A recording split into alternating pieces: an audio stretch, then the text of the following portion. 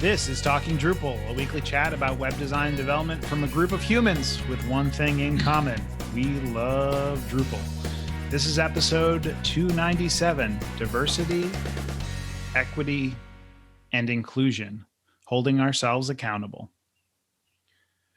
Welcome to Talking Drupal. Today we're talking about diversity, equity, and inclusion in the workplace.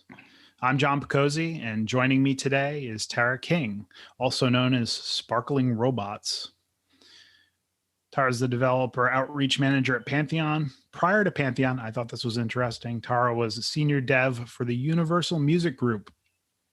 Tara's been part of the Drupal community since 2012 and holds a number of roles in the community.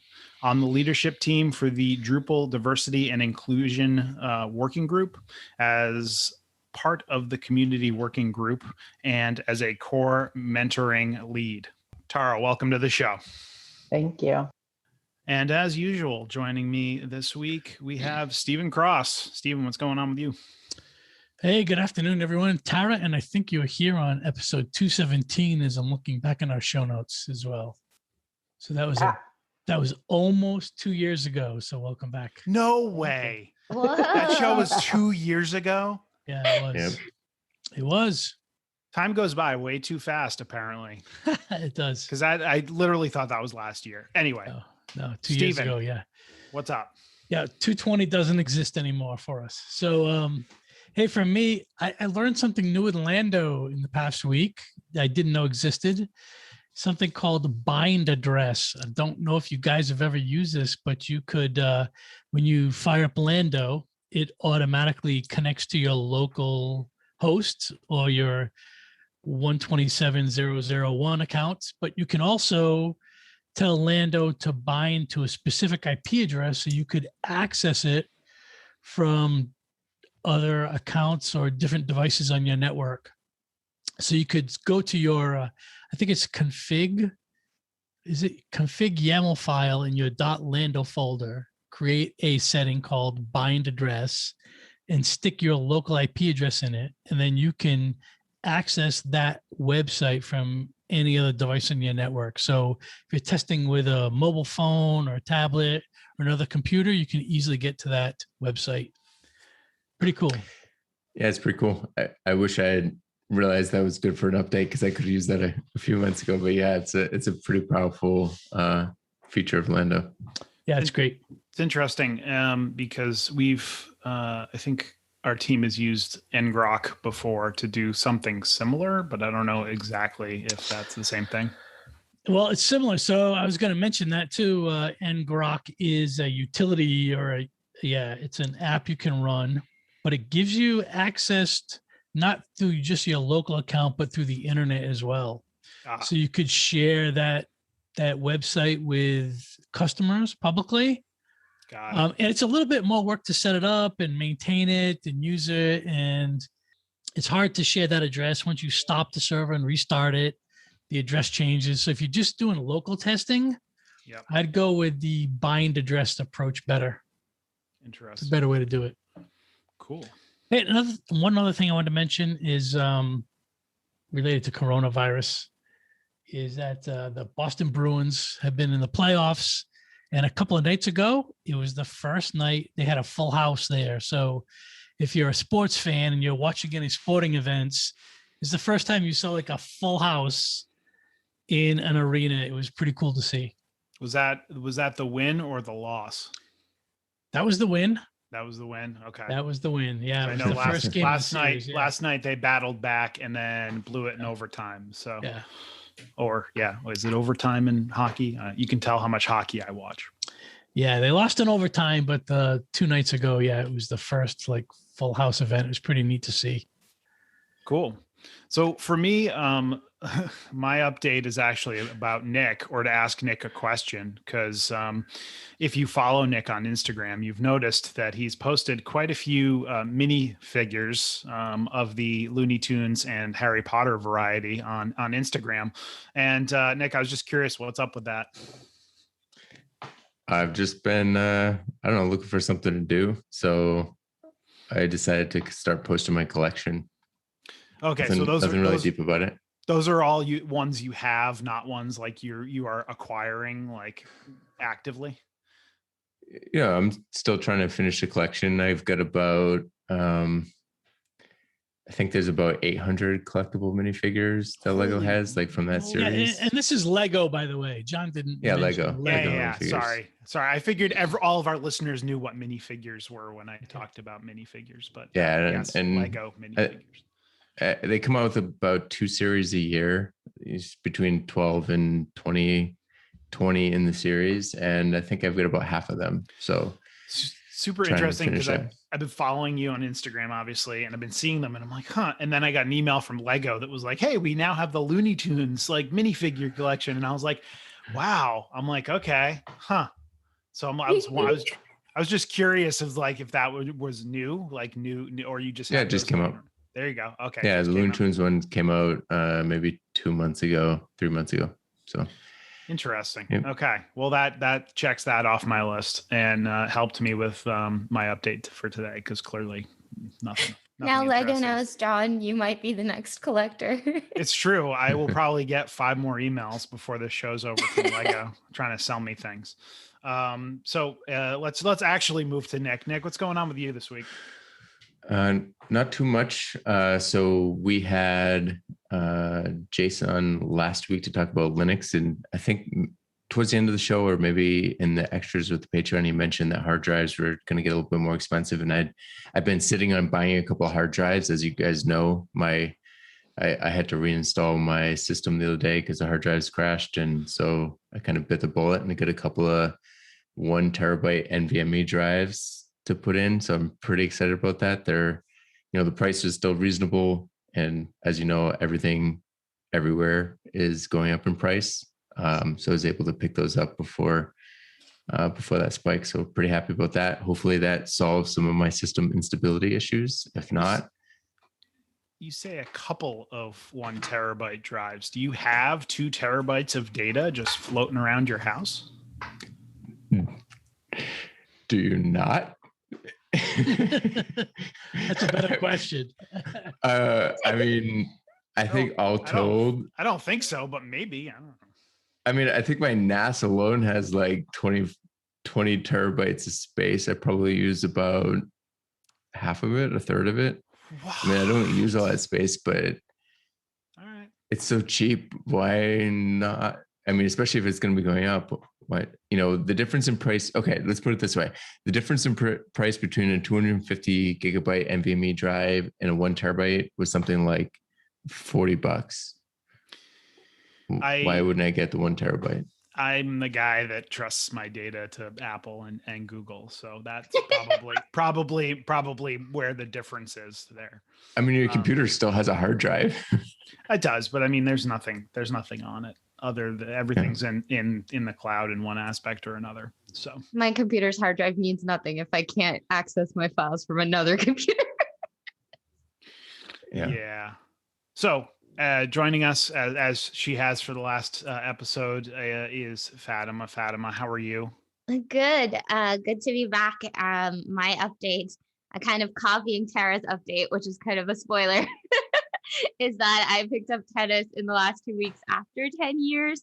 And I was never really into the street tennis crew because I played in university. So I've been playing like strangers. So I'll text a friend. I'll be like, I'm meeting a Nicole. I will text you if anything goes wrong. So it's been really interesting. That's interesting. An interesting term. I've never heard the term street tennis. It sounds so. Do you play in the street, like dodging cars? Bad. Yeah, I know. It sounds like Frogger plus tennis. I guess I call it street tennis because the rules are kind of whatever you want. So a lot of people have no idea what rules are. They don't understand why there are lines on the court, and so you really don't know what you're getting into when you meet a stranger to play street tennis. So it's hey, if you hit it over the net.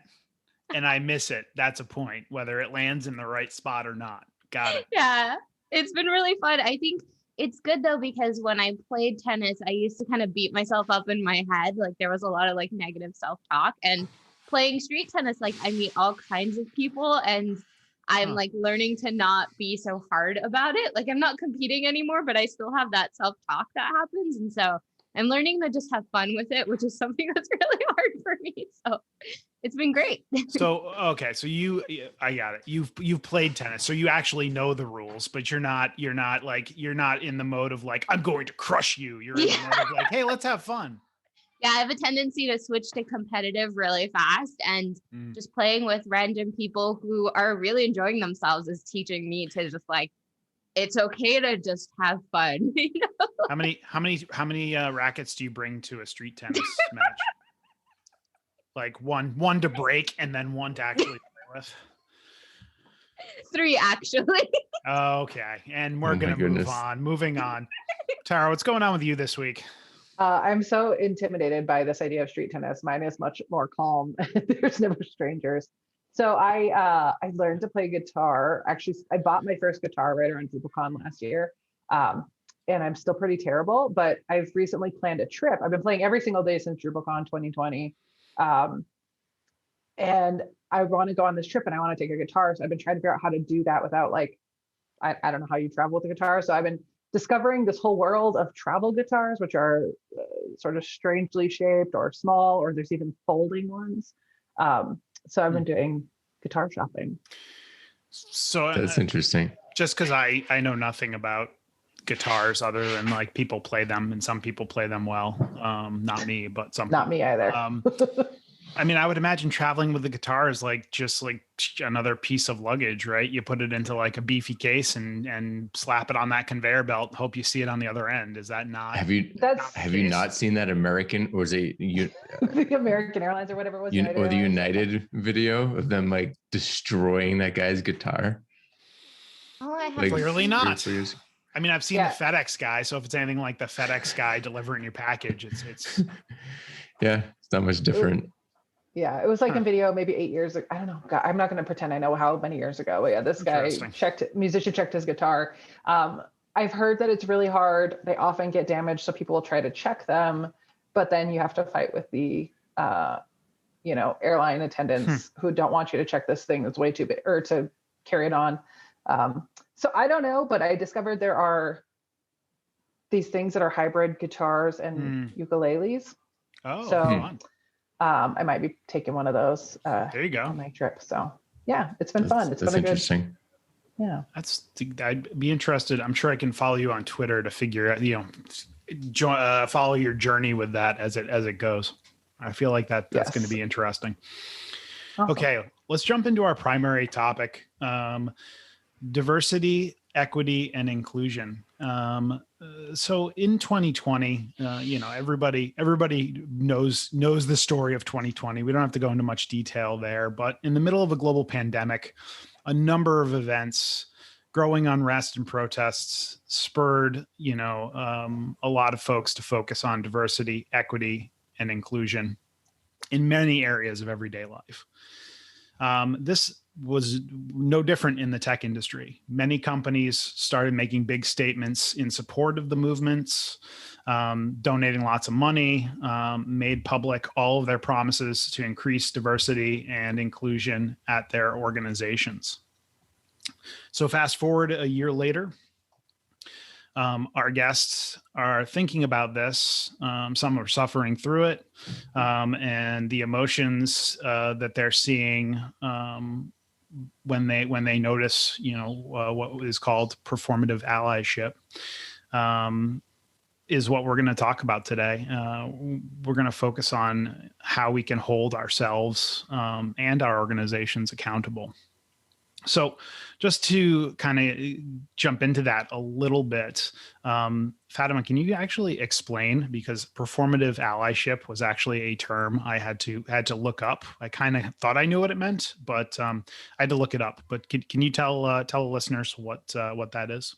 Yeah, absolutely. So allyship is when an individual organization can use their privilege to actively support and advocate for a marginalized group and to use their kind of platform or their kind of power to amplify that group's voice.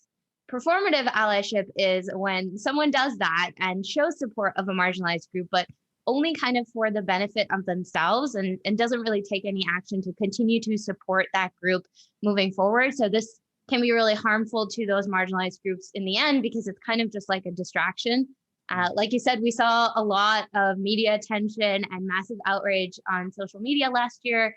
A lot of big tech companies would, put Black Lives Matter banners on their homepage. They would release statements about standing with the community.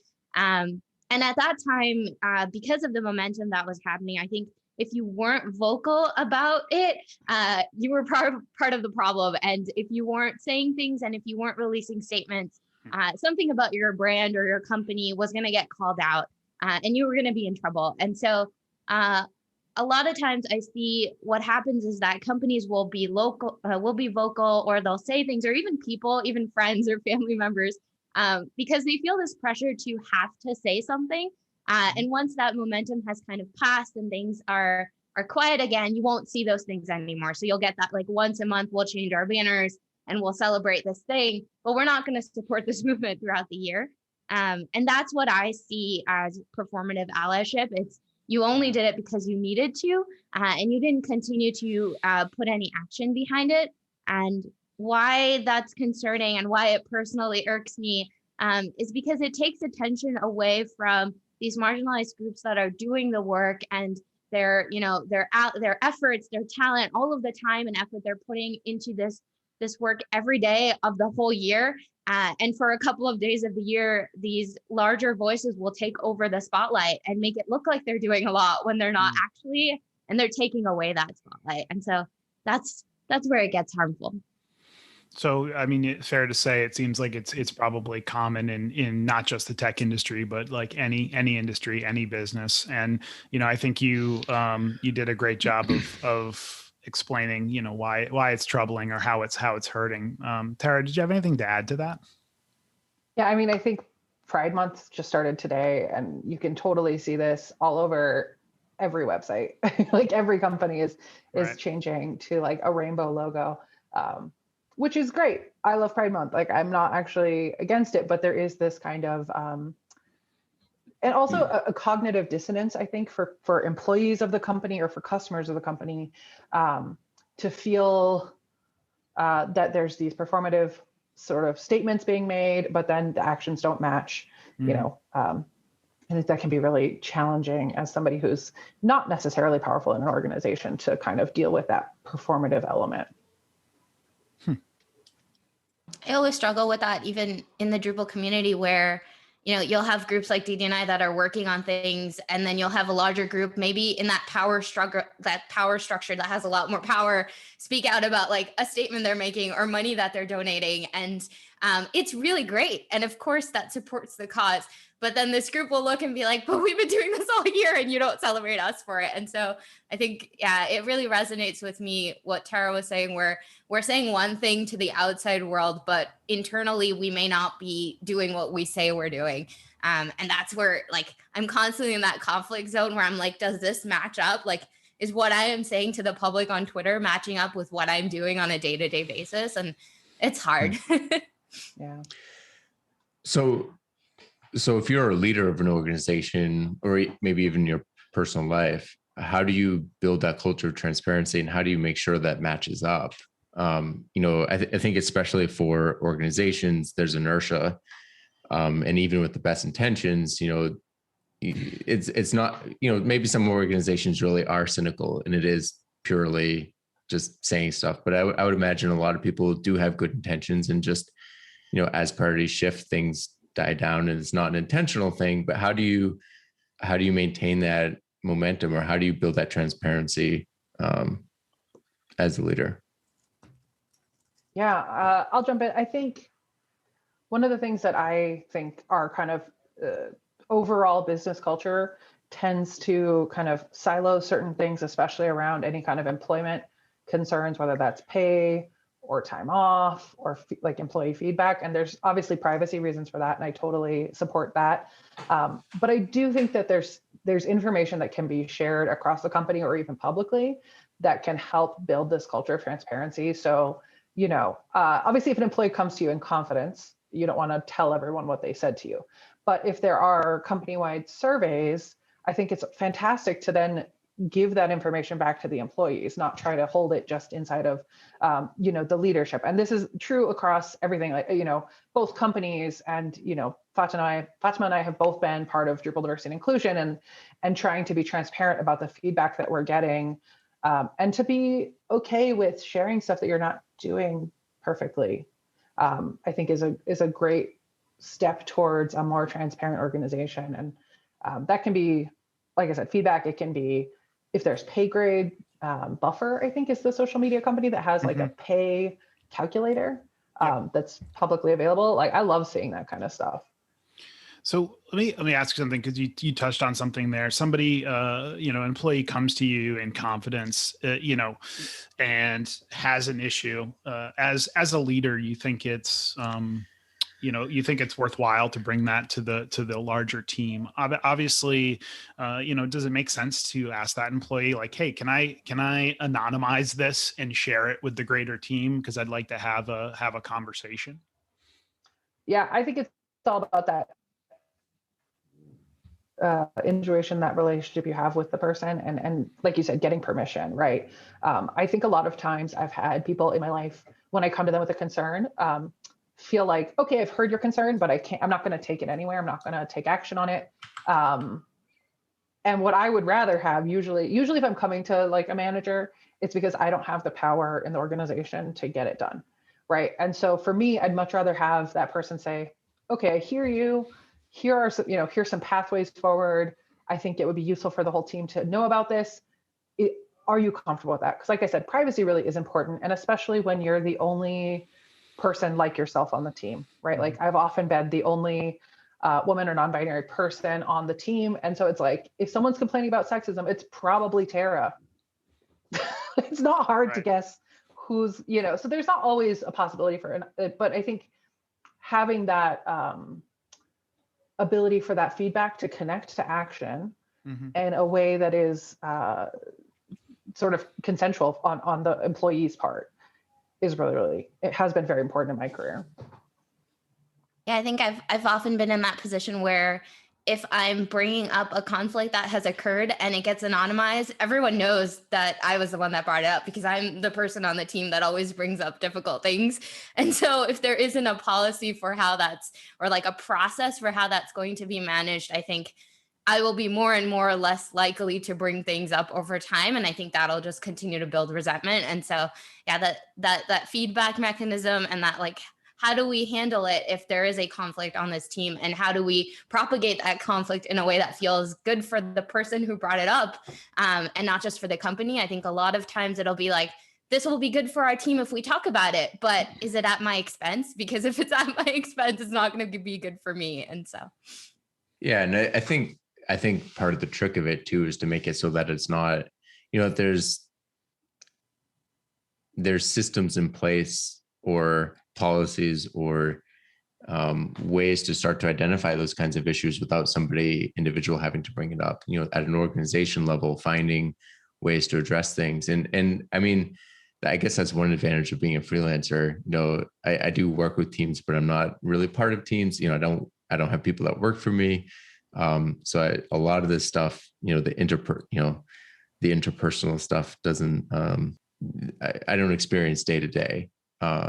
So I'm not the one to say, like, here's how you build those policies, but I feel like that's one of those important things. Like, it shouldn't always, part of raising awareness is, it's not always one person's job to be the person that brings up the issue. Part of it is, and part of it making it so that you don't know that, hey, it was Fatima that brought this up, because she's always the one, is just making it so that people start to recognize things themselves and question it, even if they're not, even if, sometimes it's not a problem, but just saying, hey, what about this? And just knowing that more than one person is aware of it and thinking of it can help, make it more anonymous in the future where it needs to be. Yeah. And I think getting back to the root question there, building a culture of transparency, like having those internal teams or groups that are talking about these things, where people can feel like, hey, I'm going to bring this up to the group, and then the group can bring it to the larger team. Like, that's a great way to both support the transparency aspect and the kind of management of those things when they come up. Hey, I've got a question for Tara. You've given talks on inclusive leadership in the past, where you've talked about how the lack of diversity in tech isn't just a pipeline problem, but it's also a retention problem. I wonder if you could elaborate on that a little bit. Yeah, absolutely. So I feel like so many people in the tech industry want to just say there's nobody to hire. There's no diverse people to hire. That's why we are all white people. That's why we're all men. Um, and certainly I'm not here to be Pollyanna-ish about the hiring thing, but there are so many marginalized people already in tech, and marginalized people are leaving tech in significant numbers. There's this tech leavers study from the Kapoor Center that talks about why people leave their jobs in tech. And what they found was that unfairness is a lot of why people leave, not being treated fairly at work. Really, really good study, lots and lots more information there. But I think what it really boils down to for me is that if you can't keep the people in the community now, why do you think that bringing lots more into the community is going to be a functional solution, right? If it's not a healthy environment now for people who are marginalized, numbers help. Numbers do help. I don't mean to say that it's not useful. There's another study that I talk about a lot that's about the only woman, only person of color on the team, and they talk about the sort of impacts on productivity and how hard that position is. So their numbers are really important. But I think what ends up happening is if you're not looking at the current culture of the community or the company or whatever the team is, and you're bringing in new people who are not only marginalized, they're different from everyone else, they're also new, so they don't really understand the norms of the culture. It's just bringing people into what could potentially be a hostile work environment. And I don't think that's always a really great idea. I think it kind of lets people off the hook. I've been hearing about the pipeline problem for a really long time. And if we want to talk about, say, a college degree is the thing, right? Like, let's get more people getting college degrees in CS or in, STEM fields. We've been talking about that for a lot longer than it takes to get a college degree. And I'm still not really seeing a lot of change. So I think pipeline is important. Absolutely. I think we have a lot of work to do there. But if we don't have that sort of really sort of humane environment where people can feel their own self-worth and their own dignity at work, like you're just going to bounce to a new company. Like that's just, so for me, it really is like, we have to pay attention to who we have now, because if we can't keep those people around, I don't think the pipeline's going to fix it. I'd also go ahead, Nick. So I guess the $1 million question is, and obviously there's no easy answer to this, but what's the number one thing that can help with that retention aside from equal pay? Because I think that's probably up there, but what's the number one thing that an employer can do to help retain their employees?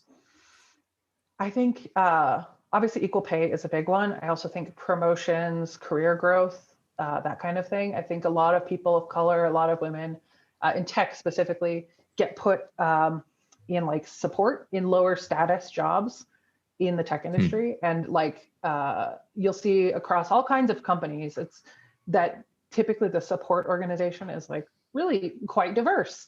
But then there's no pathways out of, not that I was a support person, I love support people, but there's no pathways to anything else. You just stay in the kind of low status support world. So for me, I tend to look at, pay equity, although pay equity, most companies won't, are not willing to be transparent to the degree that I think is actually needed. But career pathing, actual empowerment of the individuals instead of well, you're just another contributor. I don't know, Fatima, I'd love to hear your thoughts on retention stuff too. I know you have a lot. Yeah, career pathing is definitely something that I look at first. So, what is the current role and how am I going to get evaluated to the next role? And in that evaluation process, I always ask to see what are the criteria for a promotion? So what are you really judging me on? Are you judging me on my personality and whether I have the potential to work at this next job? Or are you judging me on the work that I've done and the actual progress that I've made? And I think a lot of times in the past, when I've worked at organizations, a lot of it has been based on feels. If your manager feels like you're doing a great job, you'll get promoted, or they'll say things like, I think you're doing a great job. We really love you on the team.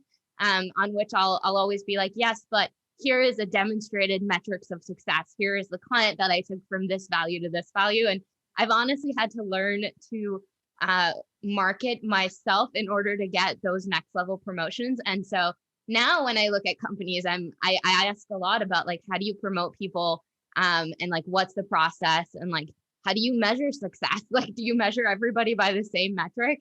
Like, what are the set of questions by which you determine if somebody is moving to the next level?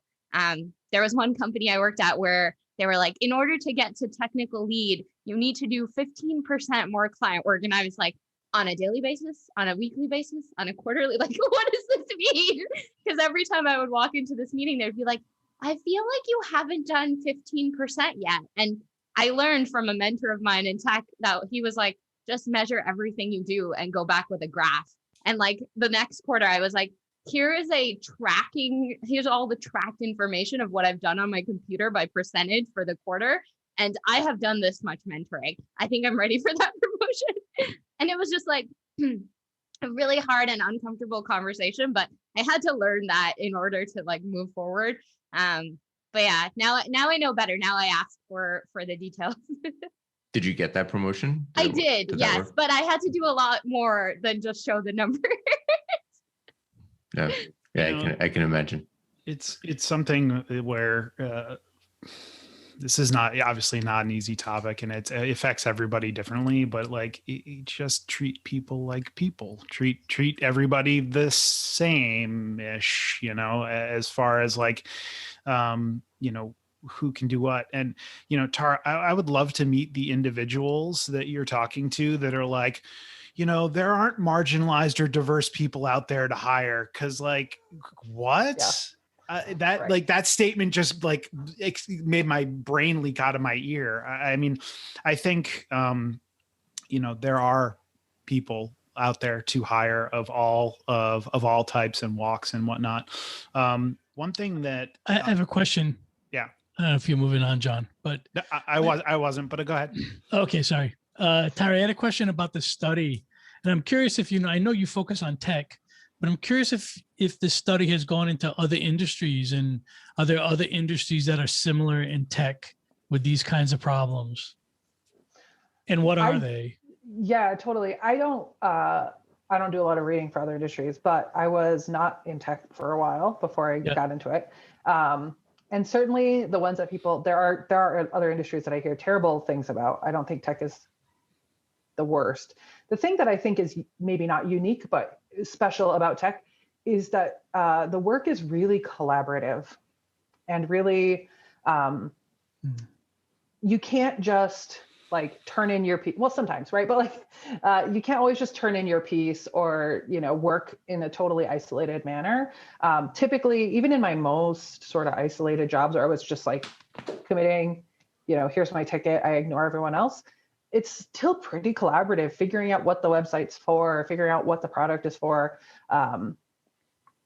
You just bump into people a lot, and you can tell over time when somebody doesn't actually respect you as a human being, and they often don't realize that they don't. It's like people talk about super heavily male dominated industries like construction or something like that. Like, I think that's an entirely different world, and I wouldn't want to speak to what that experience is like for marginalized people in it. But I do think that tech has this interesting blend of everyone on the team is sort of an expert, right? Like, even juniors, like you're really there to give your best opinion and give your thought and your kind of creativity to the project while being in a group of other people doing the same thing. And I think that's why it can be so painful. It's like, I've trained for years, I've worked so much in this field, and I'm getting kind of like weird negative reactions based on assumptions. And so for me, that's like where tech is sort of special. I'm sure there are other fields like it too, but I don't have like studies for other fields, unfortunately. So we've talked a little bit about what it's like to kind of work at a company. But the reality is, whether the company is improving or great, people move jobs a lot, right? Especially now. I mean, a lot of people, I think the average time people stay at a job is 2.5, 3 years or something like that. So when you're changing jobs, is this something that's kind of at the forefront of your mind? And what kinds of questions do you ask, or what do you look for when you're applying for a job or interviewing? Let's start with you, Fatima. One of the things that I do, like a mental exercise when I'm deciding whether to leave a job, and this isn't exactly the answer to your question, but it's kind of an answer to a pre-question, is what is this job offering me? So that's like one side of the scale. So like, what are the things that I'm getting from this job or the new job that I'm comparing against it?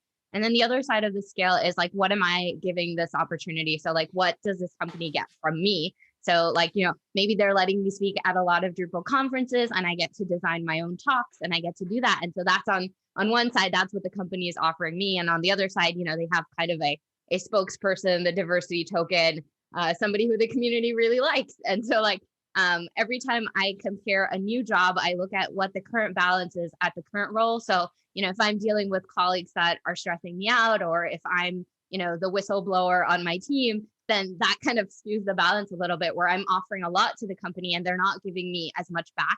And so when I look at a new role, I'm really looking for, am I going to be in the same situation again? So what does your team look like?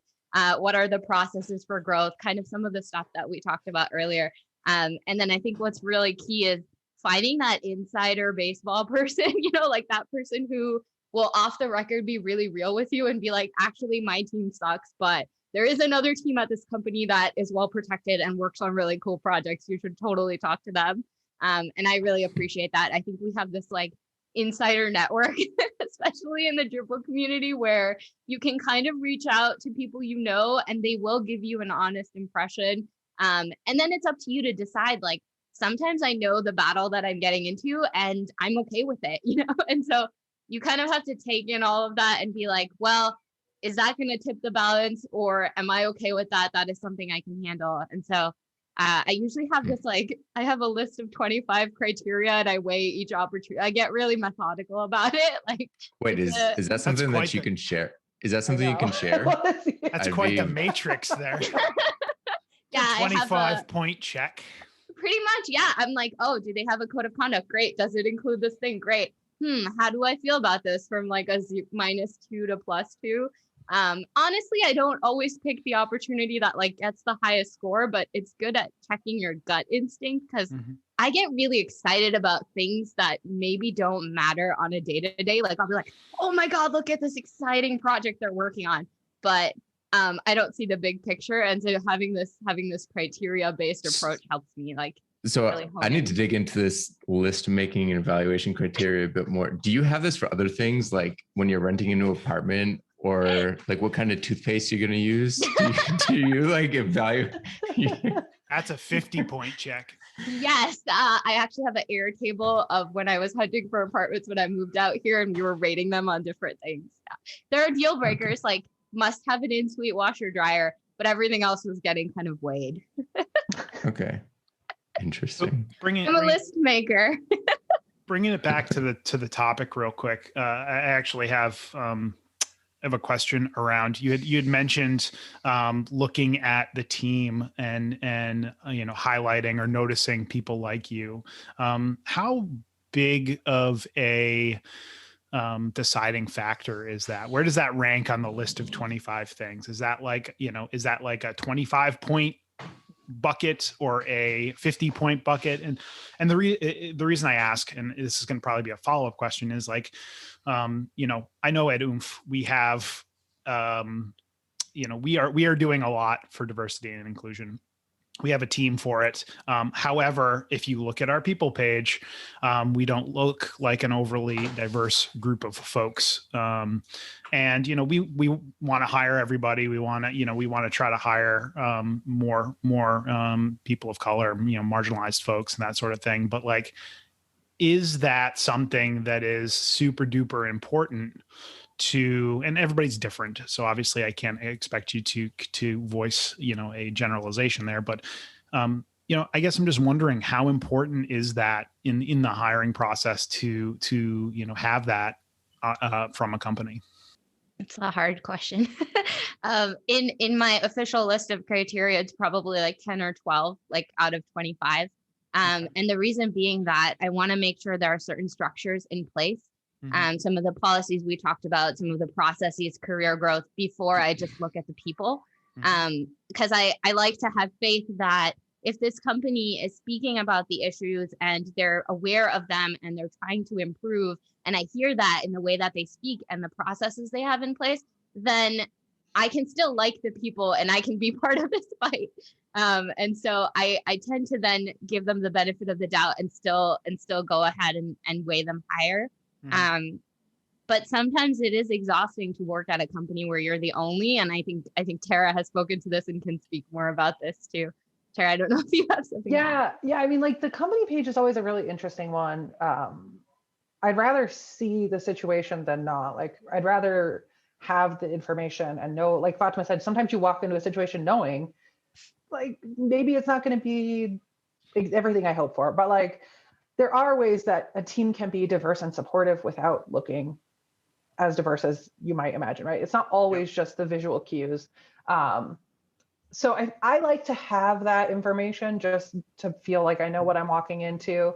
I think also it's that kind of thing where it's like a company, we talk about companies, but they're actually, companies are like a lot of little organisms, right? Interacting. And so it's like, what department am I going to be in? Looking at that specifically, what team am I going to be on? Looking at that specifically rather than the whole company. For me, it really is about like, are people at the company who are like me in some way? And by that, I just mean marginalized, like I'm pretty broad with it. Are they promoted? Are they happy? Are they empowered to do the work they want to do? I've been on teams that were like much more diverse visually, that were still just like an absolute dumpster fire. You can't always, there's not a one-to-one correlation for better or for worse on that stuff.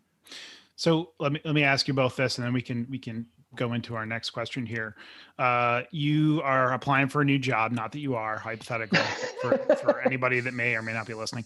And you go to the people page, and it's pretty straightforward. You're like not seeing kind of what you feel like you need to see. I mean, is that a question that you're asking during an interview?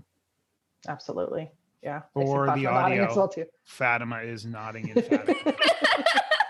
Okay. And that's fair. And, I think coming back to my own situation, we would hope that people would ask that question and we would answer it. We would have what we feel is a really good answer for that question, but, cool. Yeah. I would then take that answer and I would judge for myself how I feel about it. Right. And I would mark it down. Exactly. Yeah. You'd be like, okay, criteria. You just circle. Response to all white people team +2. Oh, okay. So the criteria gets weighted. I see. Right. There like, are was this response assigned. thoughtful? We're learning a lot here today. This is very interesting. So let's. Related to that, one could say that we've had that trouble here on Talking Drupal, right? Yes, not the criteria point system, but the guests and hosts makeup, if you will. Yeah, I think for me, there's also there's like if somebody knows that I'm coming onto the team and I'm gonna be the only woman or the only gay person or whatever, there is like a burden to that role. And when they're like, oh, you're a magical unicorn, you can fix all of our diversity problems, that's like -12 on the ranking. When they're like, hey, I know that this is going to be a little bit isolating, but here's our plan. We're hiring. This is the #1 priority for these, whatever the plan might be. Then I'm like, okay, you at least understand. You're going to be one of many magical unicorns. Yes, exactly. I just want to be in a herd of magical unicorns, not a lonely one. Don't we all?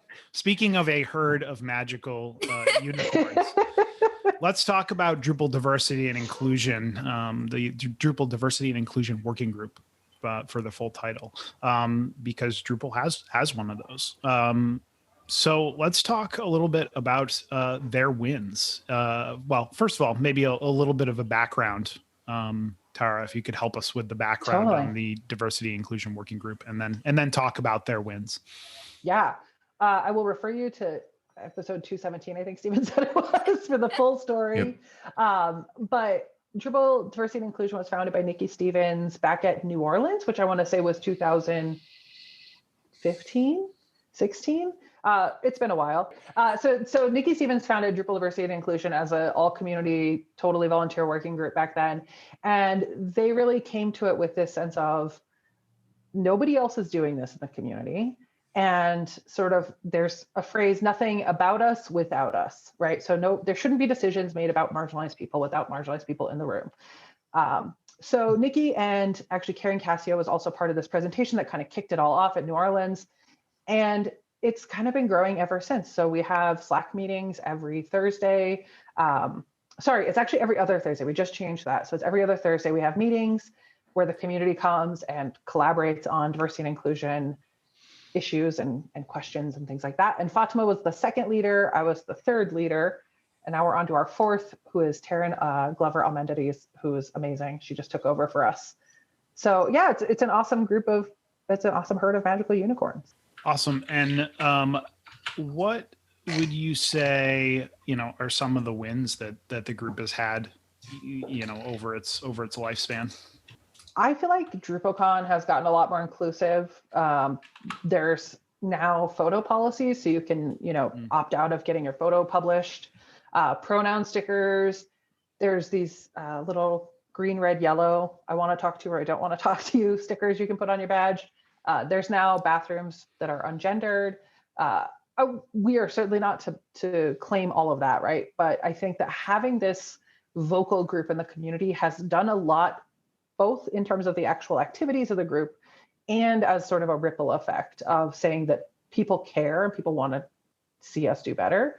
I don't know, Fatima, do you have any things that you feel like we're big wins? Yeah, I think what you were just saying, I think the group has helped facilitate a lot of conversations across what I see as power structure level, with the DA or with other organizations who were like, hey, we want to support this. How do we do this?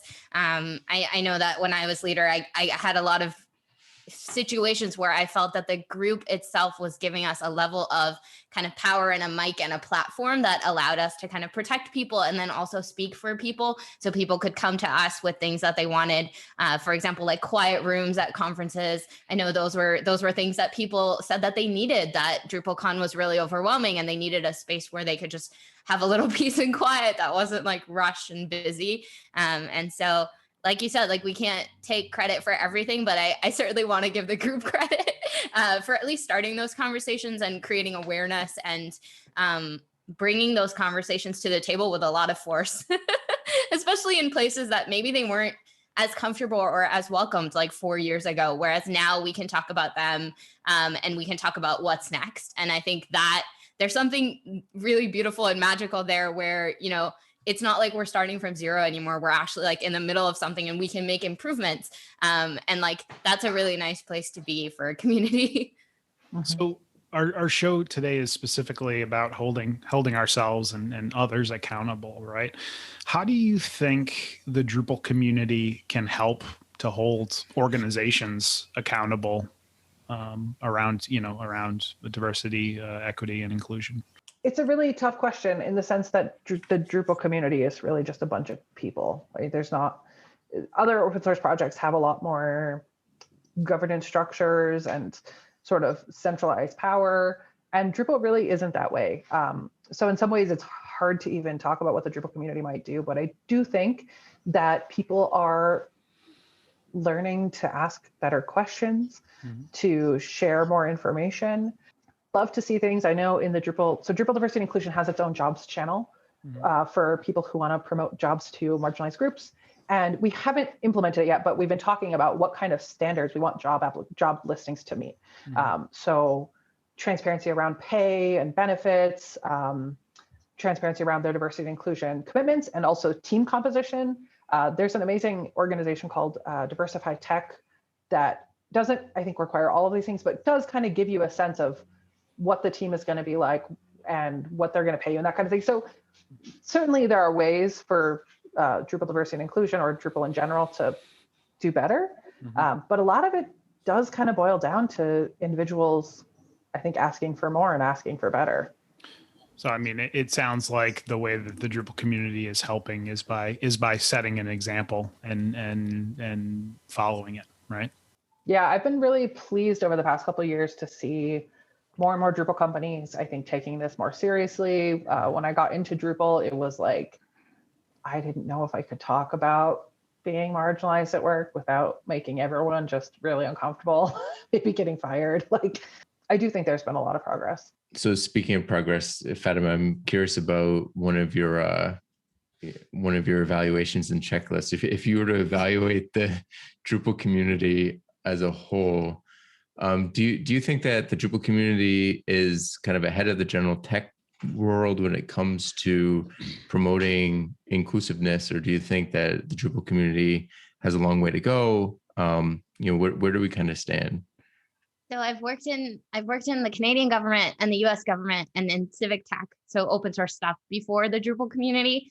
So I kind of have something to compare it by, let's say.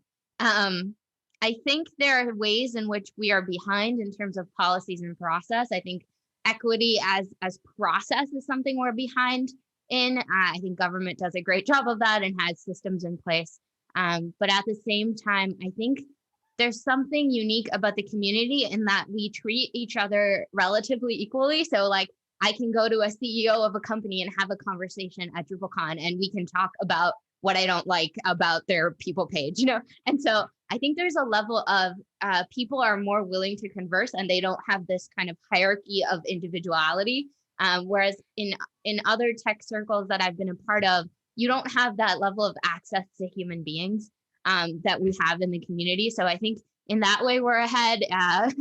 We don't really have a centralized governance like Tara was saying, but I think even just having the Drupal diversity group will just recognize kind of everybody goes there to have those conversations. I think those are all ways in which we've made progress. So you mentioned, the Drupal community doesn't really have a policy and progress in place. I imagine that's things like, since you're talking about government, things like whistleblower protection. So like if somebody does speak up, they're protected from backlash, for what they're speaking up about. But how does that happen in a non-centralized community? So I think the policies depends on a company to company, like what kind of system they have in place. But as a community, like I think about this now, and I wonder, like, what happens if I have a really bad experience at a company in the Drupal community, and then I move on to another one? Me as an individual, I can't take that career risk to publicize that, right? And where do I publicize that? Who will protect me? And will the next company that I'm going to be okay with me having that public kind of, here's company X that I had a really terrible experience at. Here's what that experience was. Here's company Y. Is company Y going to be comfortable taking on that burden? I don't like, we have a big community, but when it comes to that kind of drama isn't the right word, but that kind of intervention that's happening, it's a really small community then. And so that's what I'm thinking about when I'm saying, like, we don't really have centralized structures in place to protect you from company to company if you're jumping around. As companies and as individuals, we all make mistakes in this area. I can speak for myself in that area. And I'm wondering what you could recommend we do so we make sure we have an ongoing constructive conversation where we can improve. I feel like one thing that I've noticed, because I've made mistakes too, and I'm sure I'll continue to make mistakes, especially over the last year. I think this has become really obvious because everybody's sort of emotional resources are tapped out from living at home and just everything that's going on. So it maybe sounds a bit weird, but I think that taking care of yourself so that you're able to hear the criticism or the complaint and not panic, right? Because I think when you're in a like really stressed out place, whether that's because you got too much work to do or whatever, you can sometimes panic. Like I've seen it happen to myself, right? I'm a manager. My report comes to me and says, hey, I have this issue. And I'm like, I have 2,000 other issues today. And I really didn't need my day to be exploded with your problem, right? And like, sometimes it's like a minor thing and whatever, but when much of the time, especially around these diversity and inclusion issues, it's like deeply, deeply important that we get it right.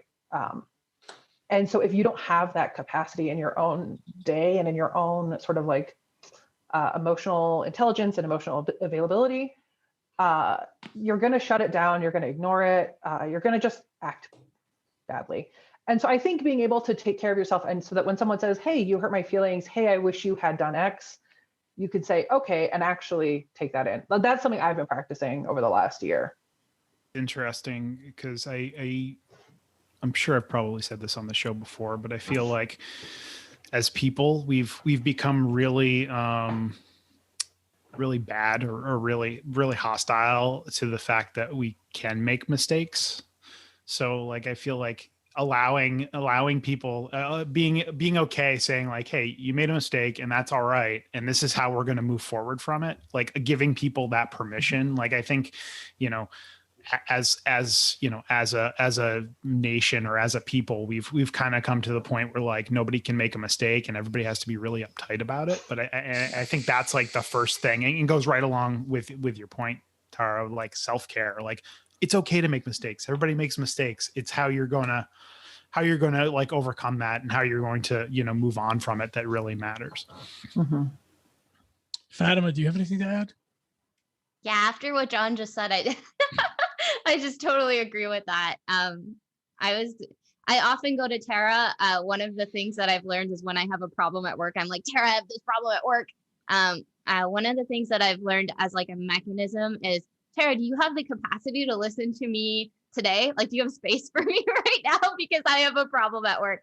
And so that's one way that I've learned to like check in with people that I know that are probably really overloaded, especially like, I need support. Do you have the capacity to support me right now? And I don't know, that's something I can pass along.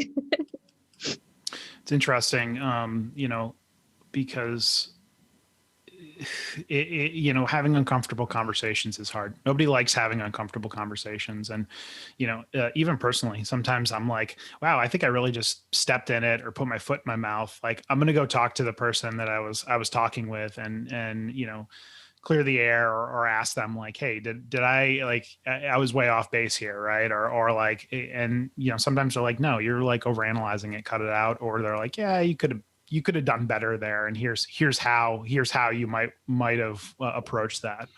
So, I think, I think uncomfortable conversations are hard, but they need to happen. Right. Yeah. So I'm interested in following up a little bit on something you just said, Tara, because you mentioned that they're difficult conversations, but you have to get them right. So I'm wondering, from your perspective, is obviously, especially if it's something you're new to, or your new manager, or something you're just newly aware of, getting that right in the moment can be really difficult. So do you have any tips, for how do you make sure that you make the person know that they're heard, and how do you find out kind of how to navigate and address the issue in a way that's fruitful, that's not going to cause more harm or just brush under the rug? How do you find those resources to it's a great respond question. appropriately? That's a great question. I think I said you have to get it right. I do think that there's space to get it right later, right? If you mess up, there's still space to recover. It's not impossible. But I think what I see from people who aren't doing a great job is sort of this, you have to be honest with yourself. Like, I think I see people justify to themselves that they've done the thing that needs to happen. Like, oh, I heard them, or yeah, so-and-so has a problem, but nobody else does. And they write off that person's problem. And the thing is, when you're the only person on the team who might be experiencing racism or sexism or whatever the thing is, like, of course, only one person on the team has the issue. The other 90% wouldn't have the issue, right? So I think you have to be honest with yourself as a manager about, like, did you actually listen? Did you actually follow up? I try to, it's a delicate balance, right? Because sometimes people just want to be heard, right? I try to ask myself, do I know what that person wants from the moment? And if I don't know, I should ask them. And so if this is my problem, blah, blah, blah. If I say, okay, do you want me to take action, or, what can I do to support you in this? Because I think what happens is people think either being supportive is enough, or like I said earlier, sometimes as a manager, you're really not able to make a lot of change. Honestly, people think that managers have a lot of power and they don't. I think it's good to be transparent about why you can't fix it. If you can't fix it, right? Because you can't always fix it. to say, okay, I hear you, and here's the obstacles. Here's what I'm up against to try to fix this. For me, it's really just, do I understand what they want from the moment? And if I don't, then it's time for me to go ask. And that might be a week later. It might be a month later. I've definitely like woken up at 2 a.m, months after a conversation. Like, this doesn't happen a lot, but every so often I'm like, my brain, as I was dreaming, reminded me that I didn't actually take care of that person. And so as a new manager, it's super stressful. You're learning so much, but I do think I take my one-on-ones very seriously. They're only half an hour. And so I try to come to them emotionally prepared that I may not know what's going to come up, right? Like there's going to be stuff. And then to also take a few minutes after to take notes and review the conversation to make sure I didn't miss anything. You might get my reports on this call and have a different reaction, right? But that's how I try to do it, is to try to just take it really seriously. I think it's one of the most important things I do at work. And I wonder if you have any recommendations for a third party to a situation. So it's maybe you're observing something going on and you're not either the party doing it or the party affected by it, but you see it happening. What would be a good recommendation on how to address that? I like, without a lot of details, if there's a potentially aggrieved party in the situation, I like to go to them first and just say, hey, like name pronunciation. It's a fairly low stakes thing, right? Like it's not harassment. If I hear somebody kind of continually pronouncing a name wrong or something, I'll often go to the person and say, hey, I noticed this, because honestly, as an underrepresented person at work, someone else noticing it is actually a big win. Like you're not the only person, right? So it's like, oh, I'm seen, and someone sees what I'm going through. They may not want it to be a big deal. You're often kind of feel vulnerable at work if you're the only person like you. And so you don't want someone like becoming a white knight on your behalf and then making a bunch of problems for you. Yeah. You don't want that necessarily, but you might appreciate them saying, hey, so-and-so, actually such and such a name is this, or whatever the thing is. Or pronouns. Honestly, that happens a lot with pronouns. So I like to go to, if there's a potentially aggrieved party, go to them first to see what makes them feel better. If there's not, or if I'm pretty sure I know what is going on, I will just have a private conversation. I think these things are so painful for people. And especially like we're saying, you don't want to get dragged on Twitter for something you said at work or whatever, right? Like people do have genuine fears about that. And I think those are somewhat founded. The more you can give someone the space to be embarrassed privately instead of publicly is great. And the accountability thing can become when they continue to not be respectful.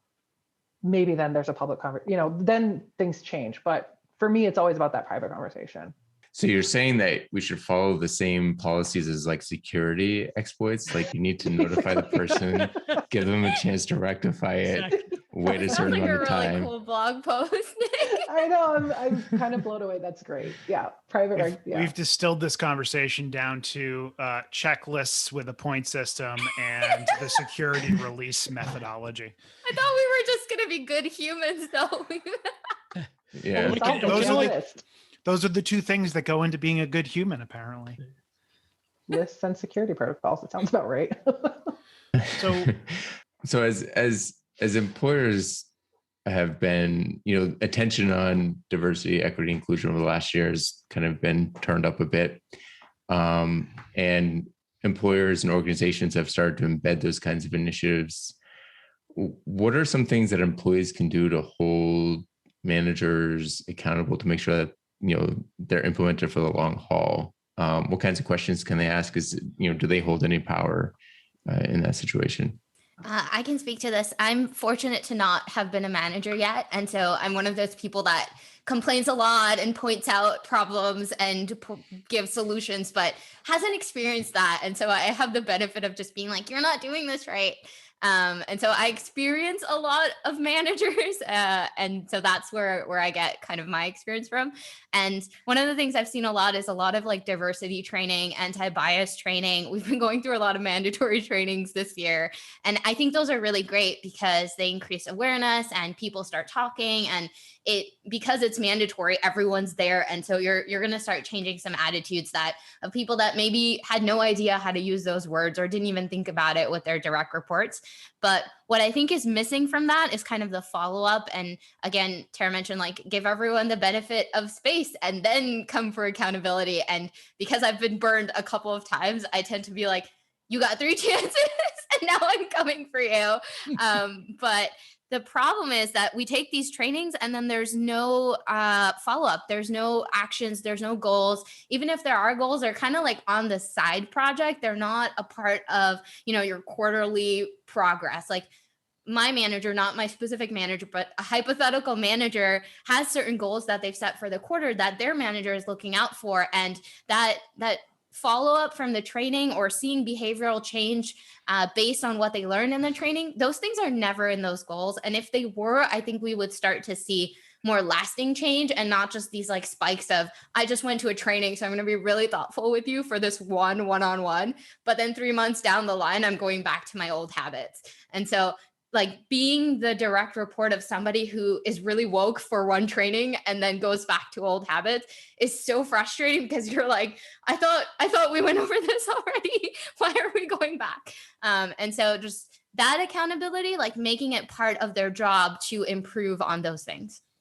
So that immediately like rings a bell in my head, because I wonder like what your feeling is to those things being part of somebody's, somebody's job goals or job requirements, right? But what if the company and the leadership isn't necessarily supporting that? So it's like, hey, you have to be, as you said, woke, not for the minute, but for the your tenure.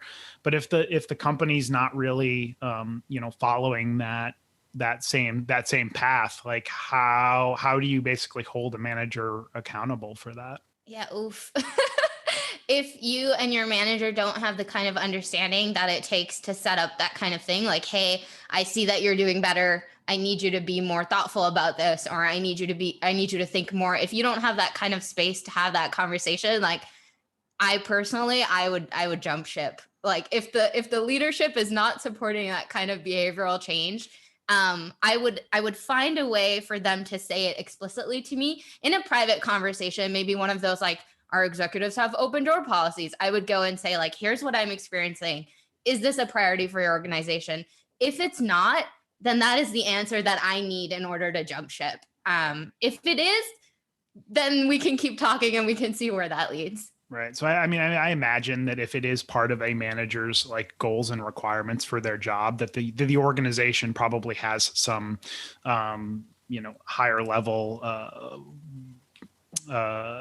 commitment to those sorts of things. I also wonder how a manager gets evaluated on that, right? Because isn't some of this stuff pretty subjective? Like, hey, you weren't sympathetic to X, Y, and Z, but maybe you were sympathetic to something else. So like, have either of you seen any methods for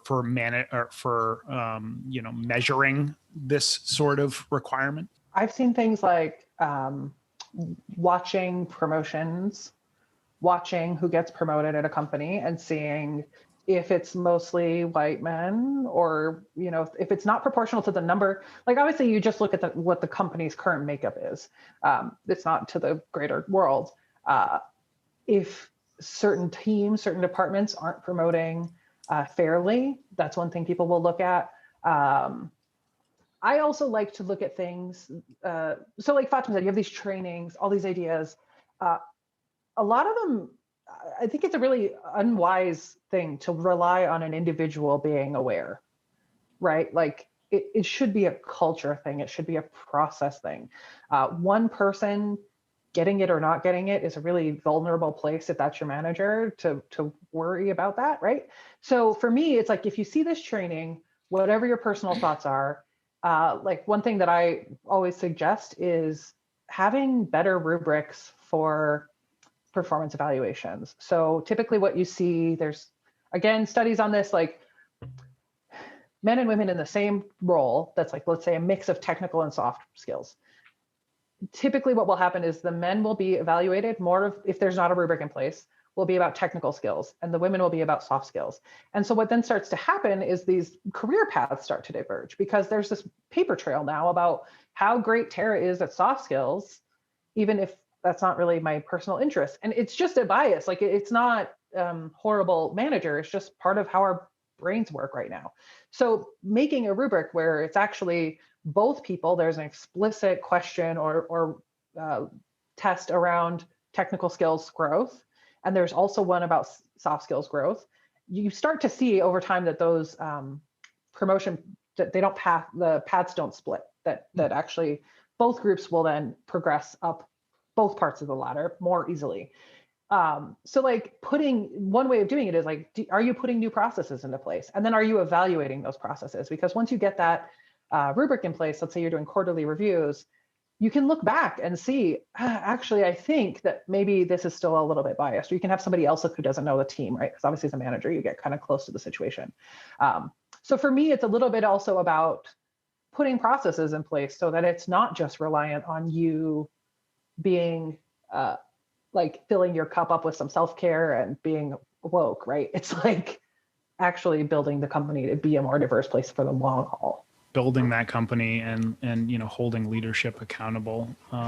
Fatima, this is something that we put into the show notes here, and I want to make sure we stop and talk about it. Can you talk a little bit about collective accountability? Yeah, it's this idea that we can all hold each other accountable and responsible for our actions and language and conduct.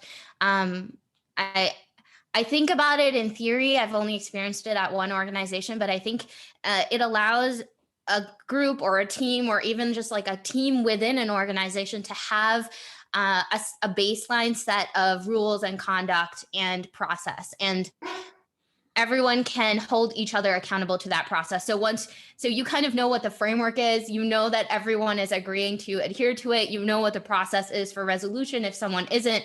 And I think it kind of gives power to the individual. So it's not like, oh, if I go above my manager to talk to the person they're reporting to because I'm having an issue, I have no idea what that's going to look like. Like, I don't know what I'm getting into. Whereas I think with collective accountability, like, there's some sort of box. And as long as I know the criteria for what's happening in that box, I can feel safer and more empowered to bring things up and address situations. And maybe we can all like improve together. And it might be slower, but it might be less chaotic, as in like, this bubble in this company is doing really well, but this bubble is doing really badly.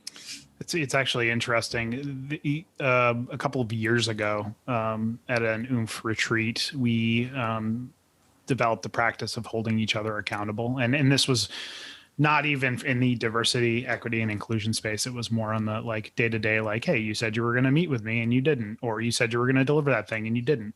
But now it's even more relevant, and it's something that we do daily. It's part of our, you could say it's part of our culture, right? Holding each other accountable. And, it goes back to having those private conversations that Tara was talking about, where it's like, hey, listen, you said this thing and like, not your best moment. Like, you may want to go apologize to that person, or you're like, hey, can we reword this phrase in this thing because it's not as sensitive as it could be. So yeah, I mean, I think collective accountability, or accountability in general, is super important, because ultimately it's and I don't want to use the term policing, but it's like it's self-policing and allowing the community to say like, hey, listen, like, we're gonna call you when you are not following the rules that we all kind of agreed to play by.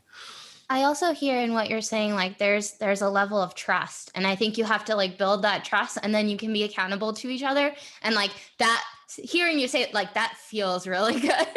Like, if only. Right. I've got a question, and maybe John, this is for you. I'm not sure, but because I don't answer many or respond to many proposals these days, but I'm wondering if RFPs and proposals have sections in them for companies to explain their DEI positions or strategies, or what their profile is of their company. Is that part of responses today? Yeah, that absolutely is, Steve. We've actually seen over the last, say, 6 months, an uptick in specific requirements to outline, the diversity, equity, and inclusion aspects of your team, and how you approach that, as well as team makeup and company culture as a whole, right? So a lot of proposal, or a lot of RFPs are starting to dig into that, because the organizations want to make sure they're working with agencies and partners that are supporting the same values that they have. So yeah, we are seeing an uptick in that. I would say that it's probably more in the education and nonprofit space than the corporate space per se, but don't hold me to that. There may have been a couple of corporate I RFPs definitely saw that in the Drupal agency space. My face was more than often not in someone's RFP response. I would just say, I know we talked about leverage for promotions earlier, and I would recommend anyone who is the only on their team, if you are in your response to RFP for your agency, use that and be like, you used me and the work that I do in order to get really great contracts. Therefore, I deserve whatever it is that you're asking for. Yeah. I think it's super important. And it just goes back to making sure you're working with good people, right? Your actions as a leader matter. If we hold ourselves and others accountable, our team will too. So, Tara, this is a quote from you. I'm quoting you to you here. And we wanted to close out the show with this quote because we think it's a great message for on this topic. But could you add a little more detail to that and kind of your thoughts on that? Yeah, thanks that's an honor to be the closer. For me, I think whatever you do when you're a manager, people are watching, right? So if you're misgendering a colleague or making brushing it off as a joke, people are following that. And even if you're not doing the wrong thing, but you're just allowing other people to do something hurtful, the team does understand that and follow that lead. It means that if somebody would have stepped up to make it a more safe space, they're probably not going to. And so that's sort of the downside, right? People will follow you when you don't clear things up, when you don't do the right thing. But it also makes it super easy to start to make change, right? It's not that hard to say to somebody, hey, I heard you call so-and-so, use the he, him pronouns for so-and-so, but actually they prefer they, them, or whatever it is. It's not that hard. And I think it really has ripple effects, because then the whole team starts to do the work with you, right? It's not just you, it's everybody together. So let me ask you something there. As a manager, as the only manager on this call, do you expect your team to hold you accountable and bring things to your attention like that? Like, hey, there was a misstep here, and we just want to highlight this. I do. I also understand that many times teams won't, because they're scared. Sure. So I hope that they do. I really try to make space for that with my team, but also to try to hold myself. That's where the holding yourself accountable comes in, because if you're waiting for someone below you to make you do the right thing, you're going to be waiting a long time, because their paycheck relies on them telling you you're doing a great job. So if there's space for them to do it, that to me says I'm doing my job right as a manager. And if there's not space, it doesn't mean I'm doing my job wrong. It just means I have to take care of it. If you have questions or feedback, you can reach out to us on Twitter at Talking Drupal. You can also go to the Talking Drupal channel on Drupal Slack, or email us at show@talkingdrupal.com. You can also get show updates by signing up for our newsletter at talkingdrupal.com/newsletter. And you can promote your Drupal camp on Talking Drupal as well. You can learn more at talkingdrupal.com/camp promo. Thank you, patrons, for supporting Talking Drupal. Your support's greatly appreciated. You can learn more about becoming a patron at talkingdrupal.com and choosing the Become a Patron button. Tara, it was great having you on the show today. Before we close out and get your contact info, is there anything that we missed? Anything that we should you want to make sure everybody hears? No. You know, I don't think so. I think we covered so many things. we did cover a lot. This was a good one. So flipping to the contact information, if somebody wanted to talk to you, say they're they're a manager and they need some advice on how to manage their team, where would they do that? So you can find me at Sparkling Robots on Twitter or Drupal.org. That's probably the number one way to get in touch with me, or GitHub, like literally everywhere on the internet. That's my name, Sparkling Robots, all one word. Yeah, I'd love to talk to people. I feel like this work doesn't scale very well. This is where training really struggles. So one-on-one is often a great way to kind of talk about this. Be happy to talk to anyone who's got questions. Absolutely. Talking about this stuff is the only way that we're gonna make progress.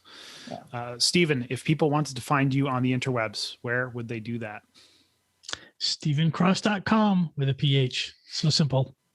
I've been misspelling it all this time. I'm sorry, Stephen. Nick, if somebody wanted to find you on the internet, where would they do it? You can find me pretty much everywhere at Nixvan, Nicxvan. Fatima, what about you? And Twitter is best, but you can find me on the internet as Sugar Overflow. I love all these great names. I feel like Tara and we're just made to be a pair. I should rebrand, but that's probably not happening anytime soon. So if you're looking for me on the internet, I'm at John Picozzi on all the major social networks and Drupal.org. And if you're looking for a job and want to join the Oomph team, you can find out more at oomphinc.com. John, I'm fascinated by that rebranding. If you want to brainstorm it a little bit.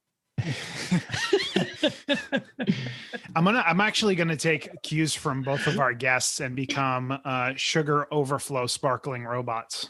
Okay. My alternate name is Glucose Over the Limit. I'm taking that one. Glucose Over the Limit Robots. I think you're gonna have to do something with the Legos and the Looney Tunes. No, that's Nick's thing. We'll let Nick take that. I don't know. And if you've enjoyed listening, we've enjoyed talking.